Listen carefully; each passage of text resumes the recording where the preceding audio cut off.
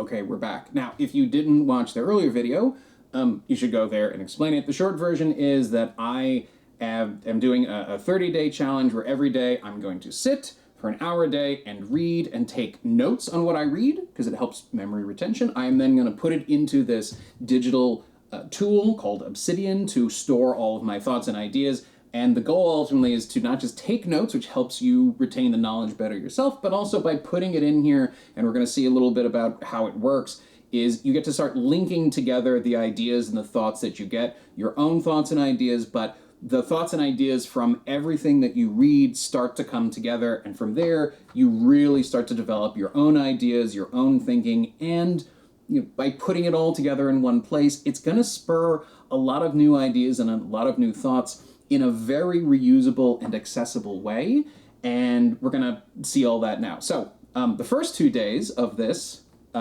challenge for myself, we had a little microphone problem.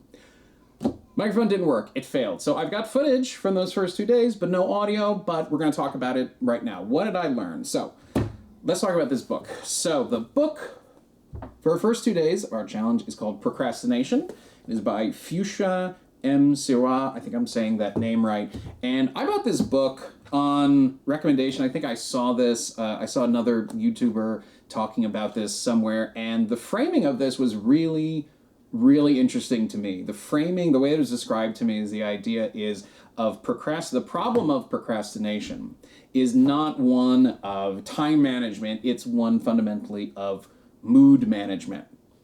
The reason why we procrastinate is that we are not in a great emotional state, either a sort of sustained one or in the spur of the moment, either way. And fundamentally, we procrastinate. We put off doing a thing that logically, the logical part of our brain says, I need to do this. It's got to get done. Let's go do it.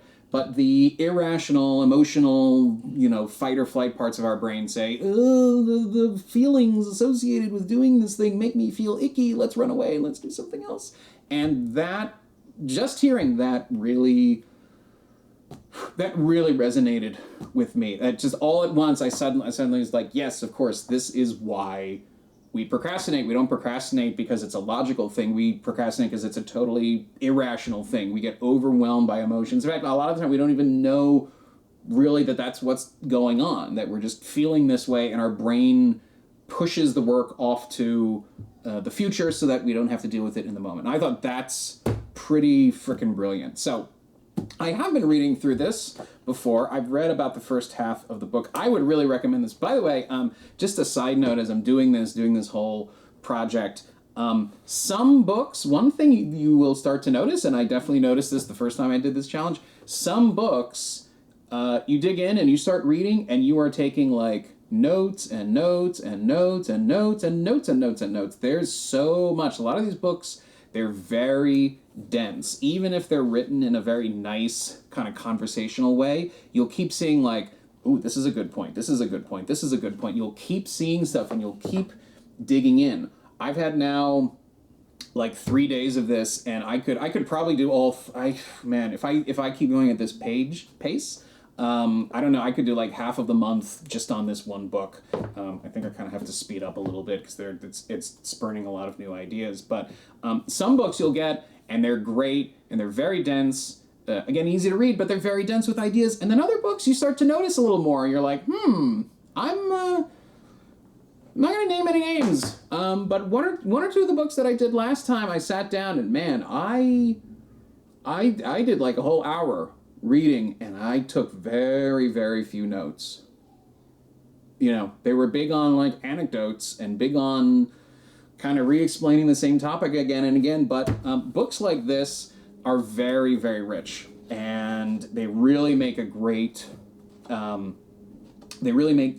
great input source for this kind of experience. So the book is about 250-ish pages.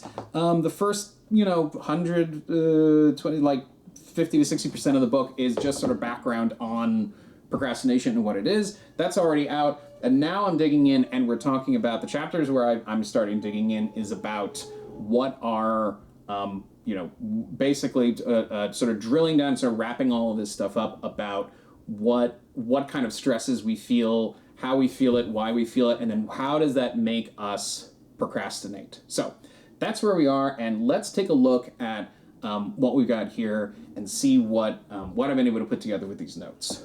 Okay, so you can see now, however, I don't know how I'm going to do this in the edit, but it'll be here. But essentially, so one of the features that Obsidian has is it creates individual notes, it creates individual files, and that's the sort of, I think, classic way that people would say to do this, but I found it's really, really helpful. Now, I have some other plugins going here on the left side of the screen, don't worry about that, but this feature, this is called the Canvas. This is it's a whiteboard feature built into Obsidian. Again, Obsidian is totally free. Can't recommend it enough for your personal and professional needs. But the Canvas board it's very simple. One little thing I'll mention, I think we explain it, is you see these cards here. So this is what we call a card. These are all cards. You can grab them, you can move them around, you have arrows between them. You need to be a little bit careful though, because this all exists just in the Canvas. So if you're trying to actually link these notes together and put them all together, you're going to have to put them, you're going to have to get into some detail a little bit later on. And you can see, so you can see down here, I've got a couple of these notes where I've actually taken the cards. What I do is I go through here and I write out the cards. I put the cards in as I'm reading the book. I throw a card on here. I type it out. I make something interesting. I'm linking them all together. And then you can see I've got this weird kind of numbering system. You can see here, look at that big arrow on the screen. This numbering system, it's very similar to what Nicholas Luhmann, who's the guy who originally created this whole system, used.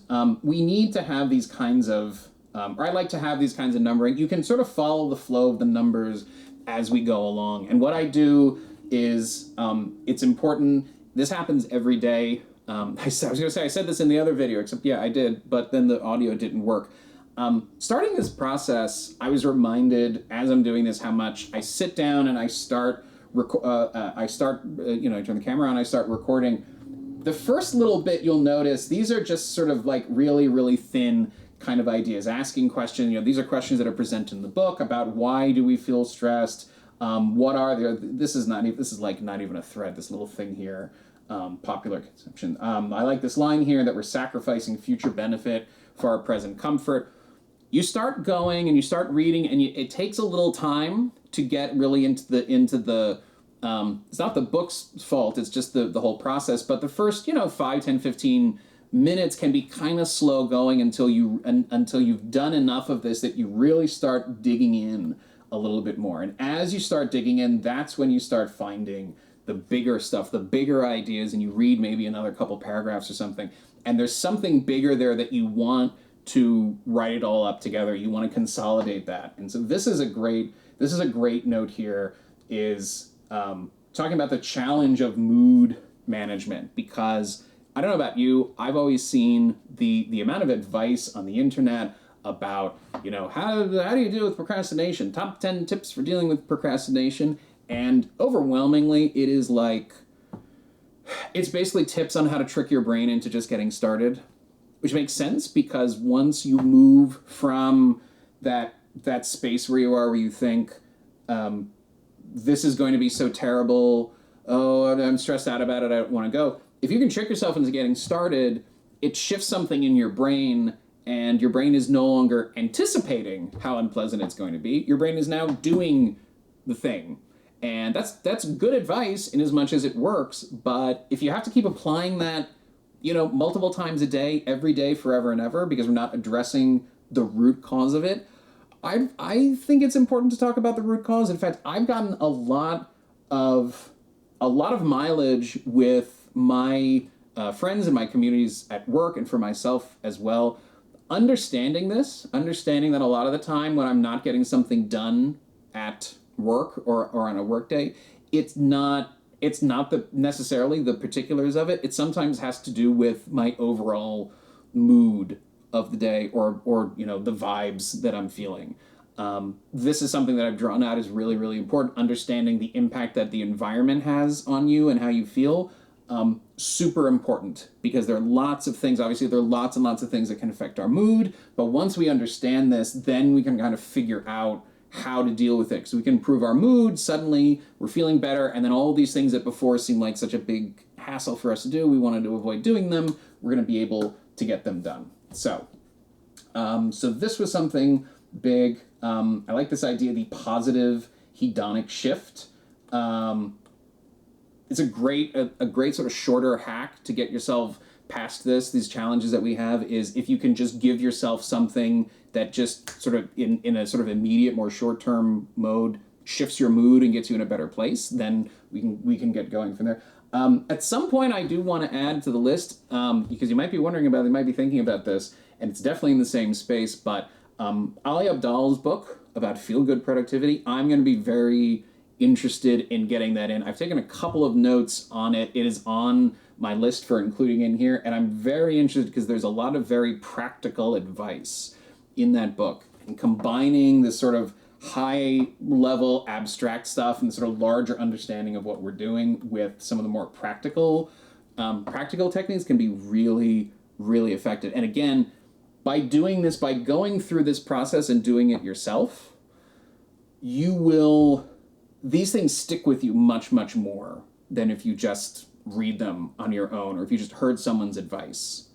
Again, how often have we heard really, really good advice from somebody online and then we don't take it ever, right? We want to make these ideas stick. And so this whole thing that I'm doing, and why I really recommend it for everybody, this really helps a lot of stuff actually stick in your brain in a way that, again, just reading this stuff endlessly or watching countless YouTube videos, no offense, is not going to stick with you. By the way, don't think that your knowledge, your personal knowledge bank only has to be from books. I've got lots of stuff in here from like YouTube videos and random articles that I've read online. You put everything in here. Everything and anything can go in here. The more stuff that you can put in here and the more readily you can integrate it with everything else you're doing, the better your model is going to be. Okay, let's get back to procrastination though.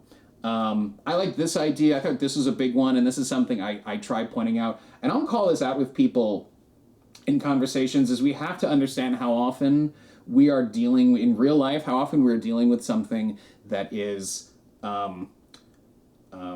we're not dealing with the specifics of a problem or a situation, we're dealing with the emotions of the situation, both good and bad, but I found this very effective in talking to people and helping understand, and helping empathize with them in situations. A lot of the time, again, working in IT, there's a lot of, I'll be honest, how often you have to do something working in IT where you're talking to somebody and you're trying to get them to do something that's fundamentally is going to be a slog, but you've got to kind of do it, or there are certain, again, sort of emotional risks. Being able to talk to that specifically can be really, really effective. We put some other ones in here. There's a link down here. I included a link. There's a mention here that later on they're going to get to chapter 6 in the book. By the way, these links, so the card here you can see, so this is a link. This is a fun kind of link you can do because you can link not just to another note. So this note here, so I have a note for the book itself is right here.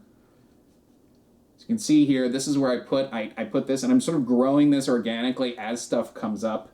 Don't think that because you have this tool, Obsidian, you have all this stuff that you need to like copy everything down all at once or organize it anyway. I found it so much better to just go organically as you encounter stuff, put it in, fold it in, put tags in, those kinds of things.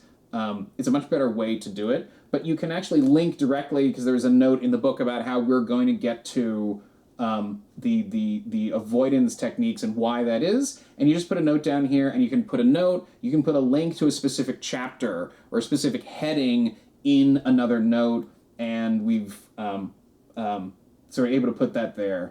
What else do we have? We have I like this line. It's good. Sometimes I'll just put a direct quote in to make sure for yourself that it's a quote, so I don't say it somewhere else and don't attribute to it.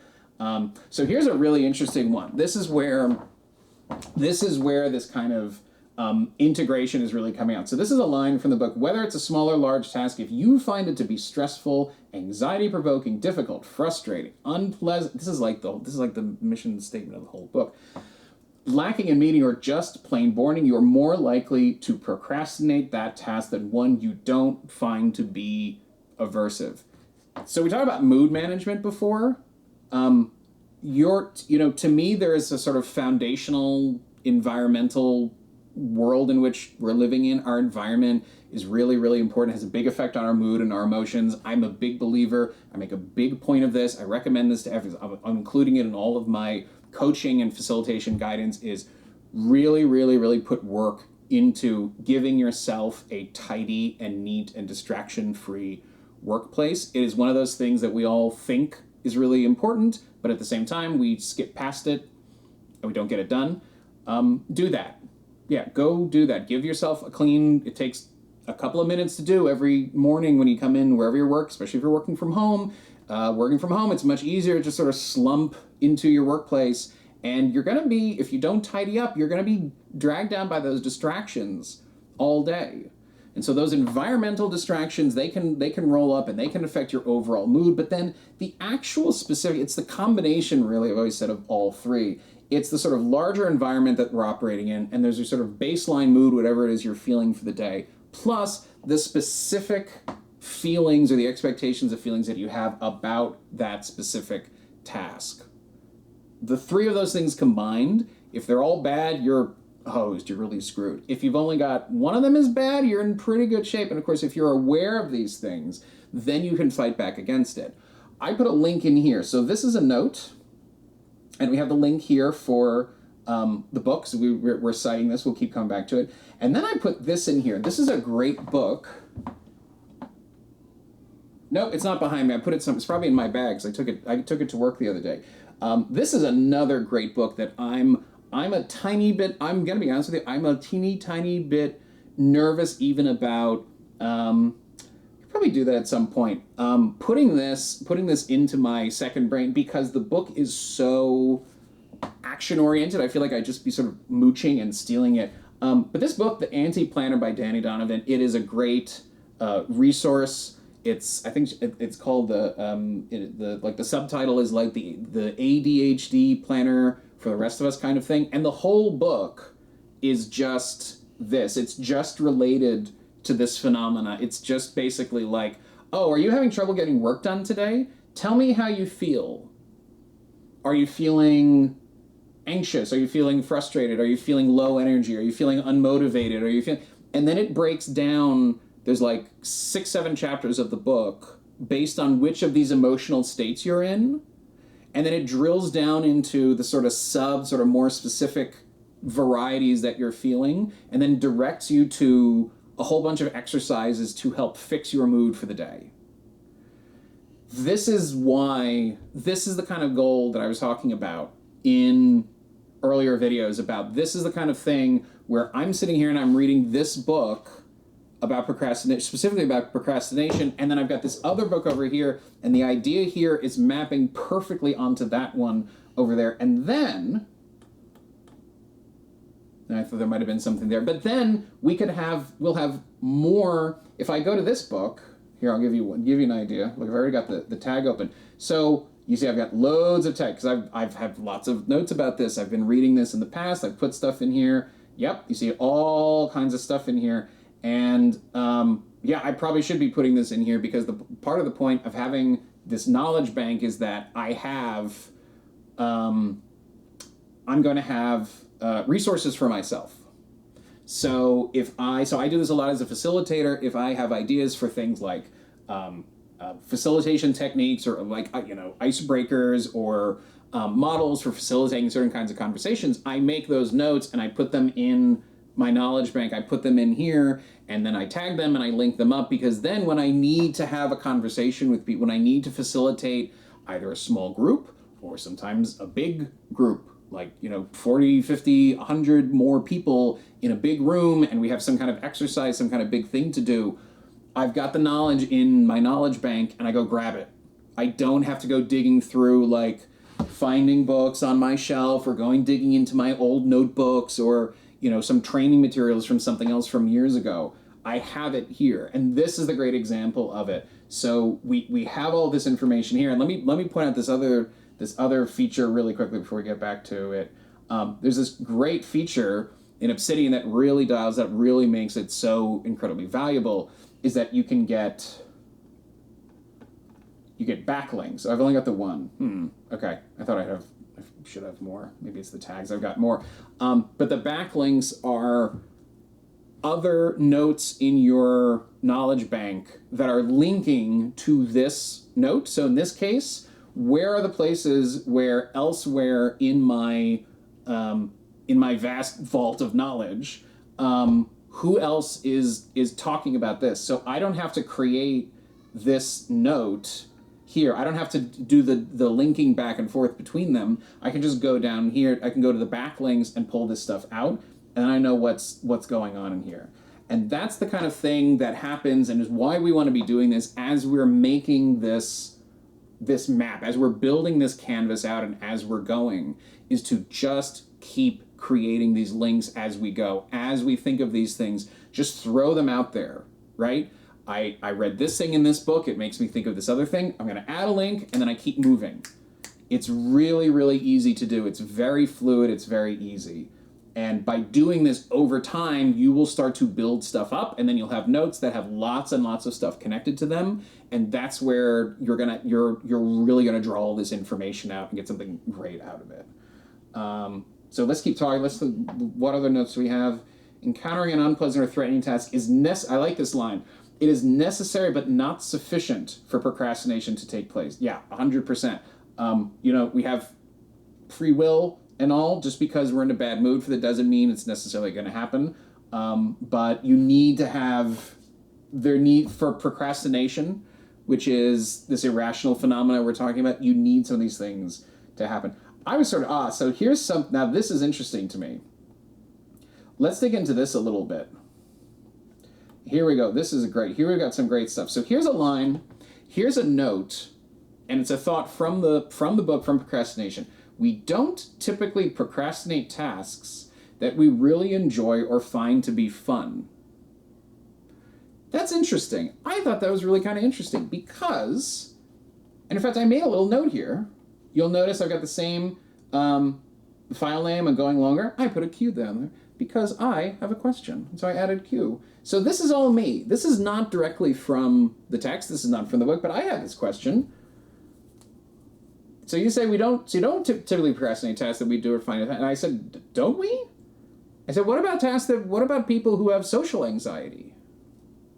I don't, but we all have a little bit now and then, but I don't have like a big persistent case of it, but I know other people who do. Aren't there activities that we have a positive experience with while we're having it in the moment, but then later on we think of them as being unpleasant, so we don't go back to them? And isn't that what social anxiety is kind of all about at the end of the day? Because I'll be honest with you, I've talked to people about this, and I've gotten some nods from other folk who have this. I will be honest, there are certain tasks that I have that next level. I mean, it's not a contest, but it's not a competition, but I have that next level procrastination with certain kinds of tasks where I have it built up in my head as being very, very unpleasant. It's very unpleasant. I don't want to do this, And then I start doing it, and it's not that normal thing that happens with procrastination where you start doing it and suddenly you realize, oh, that wasn't that big. Why did I procrastinate this? Like, that's the normal kind of thing. I have some tasks where I procrastinate so hard and I do it and I start doing it. And I don't just say, oh yeah, this wasn't a big deal. I go, oh, I enjoy doing this. How did I forget this? How did I forget that I like doing this and I'm good at doing this? Like, what the hell was that about? I don't know what it's about, but you know what? I put a tag down here. I'm going to follow up. Obsidian allows for tagging, and it was a natural thing. I didn't think of this when I started making this map, but just as it went along, I said, you know what? I'm going to make this. So I'm making this. This is actually a nested tag. There's like a hierarchy you can have of tags. So I'm putting anything related to my 30-day challenge. I'm tagging 30 June, and then I just had another one here to follow up. So I will be able, when this is done, you can go up into Obsidian and you can search for that tag, and I'll be able to find here are all these things that I wanted to follow up on. Here are all these ideas that I had after this. Again, happens very naturally, very quickly as we go along. And I put another line here, and look, I'm stretching out. I'm stretching out these. Oh, by the way, here's something actually I'll do whilst I'm fixing this.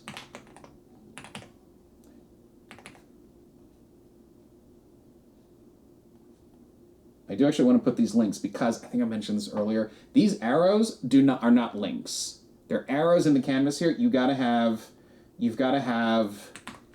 the actual, links in all of these things.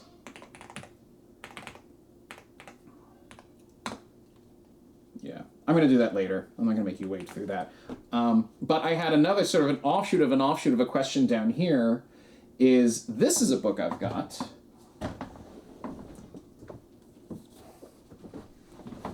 I forgot about it. It's this one here. And this one is definitely going to be part of our reading list, is Stop Overthinking. Yeah, I've got some, mood and psychology related stuff in my library. Because guess what? I've watched a million videos about time management and backlog management and all those things. And then I kind of have problems, and I feel like you probably do too, where I don't feel it. Or, make a task list for the day. And I look at the stuff that I've got going on, and I can't, or even if I do, the overthinking one, where I will pick something, I'll make the list, and then I start trying to do the list, and then I'm second guessing my own list that I made for myself. So, yeah, again, this is what we do. I started reading about procrastination, started reading this, and I said, you know what, this really reminds me a lot of this book. Now, I haven't put this in the knowledge bank yet, but I've got a follow-up note, and we can dig into it. This is going long. Let me speed up. You guys nobody wants long YouTube videos, right? But let's keep going. So procrastination. Here's another idea of self-regulation. Yep. So self-regulation is really interesting. That's something I thought I had in here already. I added. I do have, here's another one. I made a note about, you guys know Dr. Tracy Marks. She's great. She's got a great YouTube channel talking, but she's covering a lot of this ground too. Again, something to follow up on. I like this idea, really like this idea, the idea that by definition, procrastination is an ineffective method of self-regulation. Because if we're going to self-regulate, we should have something that it's a sustained solution. Right? We're actually managing our mood over a long period of time instead of just, it's this quick fix and then we go on. I thought that was really interesting. I had another follow-up question here about what I'm calling the negative emotional regulation doom cycle. There's a better term. It's somewhere in here. Actually, they talk about this. One of the challenges of procrastination is we have stuff to do, we procrastinate, and because we procrastinate, we're giving ourselves less time. So we stress ourselves out more because things are happening, but then we also start to feel worse about ourselves because we're feeling like a failure because we feel bad that we procrastinated. So there's this sort of negative doom loop going on here that I think is really important to think about. Yeah, and then branching off from this first idea about procrastination as an ineffective method, well, are there certain things that we could, what if so here's an idea I had, could we, as an exercise for ourselves, maybe you could do or I could do, could we sit down and we could say, let me think about what are the things that I do that are effective ways of self-regulation, and what are the things that are ineffective? What are the things that I do? And don't just say procrastinate, okay, but yeah, procrastinate what?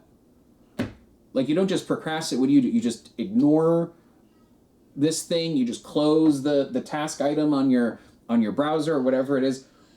Here's an idea, again, it's a follow-up idea, an exercise for us to maybe think about, and this is the kind of thing that we can develop. And I think I will develop some of these specific methods and techniques for us to figure out, what are the things, because I've always said this, and I put it in at least one of my videos, a couple of them, is if nothing else, just knowing that just understanding that procrastination is a problem of mood management, that step alone will get you a lot of mileage. Just the fact that you now know that you're procrastinating and it might be related to your mood, and you might say, oh, wait, let me do something about that. Let me fix my mood. And even if you can't fix your mood, just the knowledge that that is what's happening can give you that kind of emotional distance from it, and you can engage with it a little bit better. But is there a technique? So this is a question I asked, and I want to develop maybe an exercise for us to do, is to sit down and ask ourselves, okay, what are the good ways that I can do, and what are the bad things that I do to manage my mood and manage self-regulation? And then, of course, you go from there. It's hop, skip, and a jump to, giving yourself the permission to do something that you know is going to put you in a better mood. Maybe exercise in the workplace, who knows? Give yourself that kind of permission, and then you can fix your mood and get more work done. What else do we have? The negative emotions. Yeah, this was interesting. Lots of different emotions associated with guilt. There's an exercise in the book about figuring out what all of these are. What are the specific kinds of emotions you're having? Combating. Here's an interesting one. Can we combat procrastination with our confidence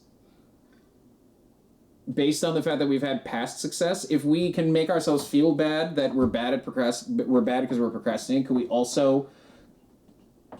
do the reverse? Could we teach ourselves that, hey, I've fixed this in the past, therefore I'm good at this, and therefore my mood improves and I can go achieve what I want to get done? That's an idea.